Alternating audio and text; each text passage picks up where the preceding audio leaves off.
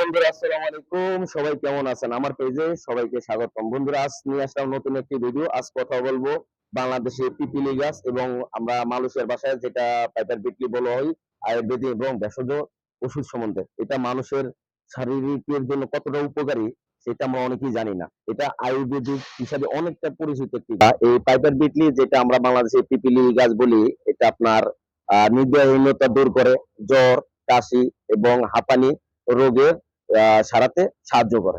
এই পিপিলি গাছ আপনার মেদ কমায় এবং কৃমি কমায় এবং যেটা বাংলাদেশে অধিকাংশ লোকের অর্থোপাইলস এটা নিরাময় করতে অধিকর ভূমিকা পালন করে। এই পিপিলি গাছ বা পাইপের এই পিপিলি গাছের মূল লিভার ঠিক করে।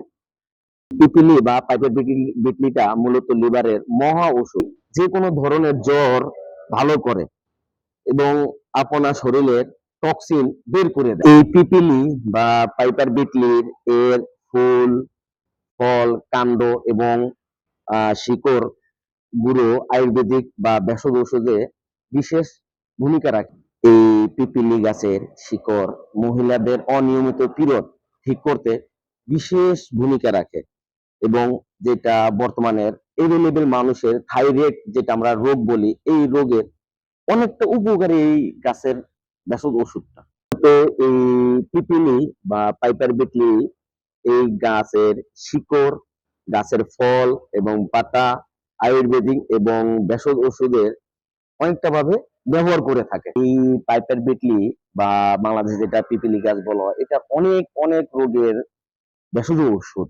কিন্তু ভিডিও বড় হবে, তার জন্য সবকিছু আপনাদের সাথে শেয়ার করতে পারি নাই।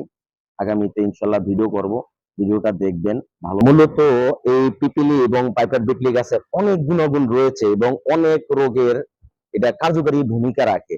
এই যে এবার দেখুন, এইটা হলো আমাদের পাইপার বিটলি বা পিপলি গাছের ফল। এই ফলটাও কিন্তু অনেক উপকারী একটা ফল বন্ধুরা। তারপরেও ভিডিওটা অনেক বড় হয়ে যাবে, আপনাদের সাথে অনেক কথা শেয়ার করার ইচ্ছে ছিল কিন্তু করা গেল না। বন্ধুরা, আমার ভিডিওটা দেখবেন, পরবর্তীতে ভিডিওটা দেওয়ার জন্য আপনারা উৎসাহিত করবেন, ভিডিওটা শেয়ার করবেন, লাইক করবেন, কমেন্ট করবেন এবং আপনার টাইমলাইনে রেখে দিবেন। কখনো যদি আপনার কোনো রোগে ভোগেন বা কোনো সমস্যা হয়, এই পিপিলি গাছের মূল বা ফল উঠিয়ে আপনি সেবন করবেন, আলহামদুলিল্লাহ। কারণ হলো জানেন, মাঠ দুনিয়াতে আল্লাহ তাআলা যত কিছু সৃষ্টি করেছে সবকিছু মানুষের উপকারের জন্য সৃষ্টি করেছে, বুঝছেন? কিন্তু আমরা আসলে মূলত এখন তো অ্যালোপ্যাথিক ওষুধের দিকে আমরা ধাবিত হচ্ছি। এর জন্য দেখেন মানুষের অনেকটা রোগ বেড়ে যাচ্ছে।